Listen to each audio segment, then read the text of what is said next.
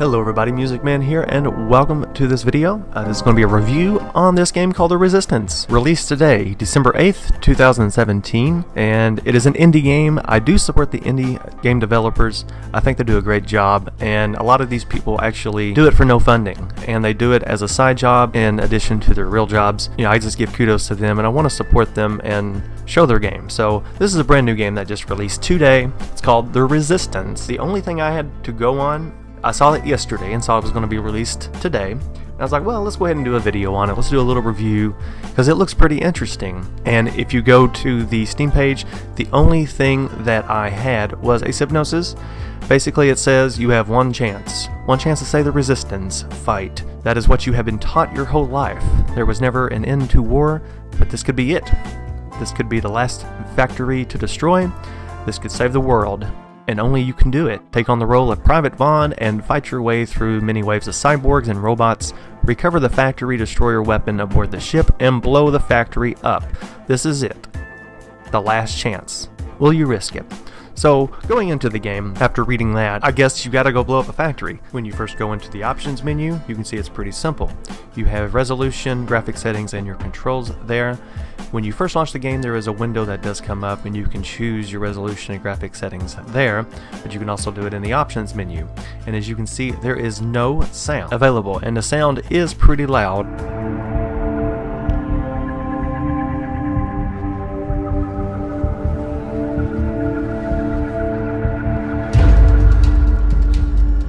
It wasn't until I was playing for a little bit that I actually noticed in the options menu that there are actually 4 levels. I'm going to go ahead and show level 1. This is actually from the first time that I played. It wasn't until I was playing for a little bit that I actually noticed in the options menu that there are actually 4 levels. I'm going to go ahead and show level 1. This is actually from the first time that I played.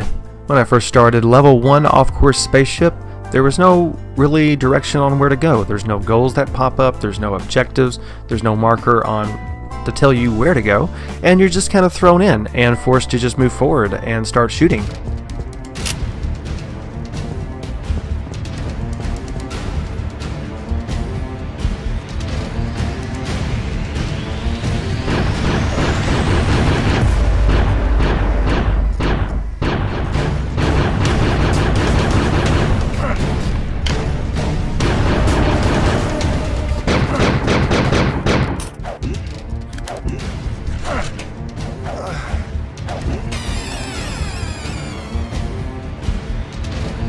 Unfortunately, I wasn't able to find the place in the factory where you blow it up, as I didn't really know where to go and I kept on dying. However, I then started level 2. Let's go ahead and look at level 2, the Red Planet. I entered level 2 and was immediately surprised at the difference of these levels, and as well the graphic style of this particular level. This is actually one of my favorites. So I started to go through and just take out some enemies, and then because I didn't really know where to go, I was all of a sudden led to this place. Don't really know where to...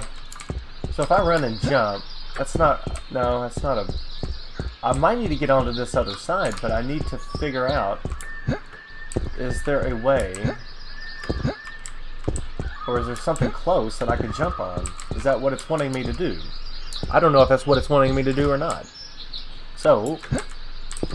I think the only way is to try, because I've been that way, and there's nothing else there. So, I'm a little bit confused. Maybe I could do it... Oh, here's something. Here's something. Let's try it. Oh! Oh! Oh! I just did it! I can't believe that. So, I can jump on top... Okay. I don't know if this is going to work, but... Up. Oh, yeah. Unfortunately... I'm kind of stuck now.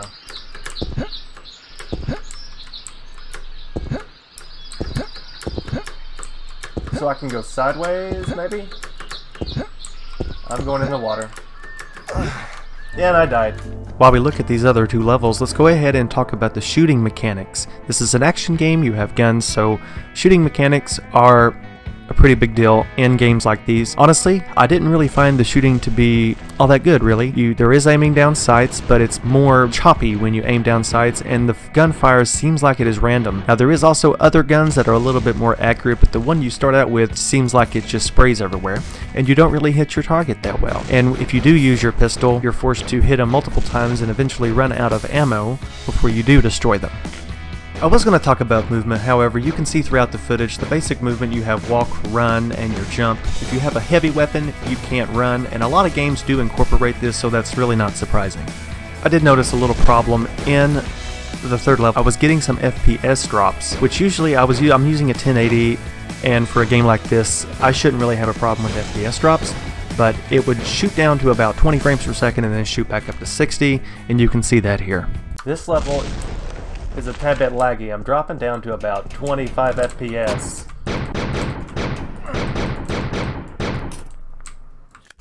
Oh yeah, yeah, I am definitely lagging on this level. This is the first level that I'm lagging on. I'm not getting in the 50s or 60 FPS. I'm getting, well, okay, it's going back up. Okay, now we're good. Now we're about 50. Now we're about 60. Okay, there we go. It's kind of up, and now I've dropped. Okay. FPS drops are pretty common in a new game released like this. However, let's look at one more problem that I did show in the last level. I noticed that when I was going to jump down, I then noticed that I immediately transported. Whoa, and I just transported to the bottom. I guess I fell, but it didn't have me fall. It just transported me to the bottom. I thought I was actually going to fall down, but instead I was just immediately transported down, and that sometimes can get confusing a little bit because, you know, something might have been down there and I would have not have noticed it because I was just transported down. That's a little pet peeve of mine. But it's time to go ahead and give this game a grade.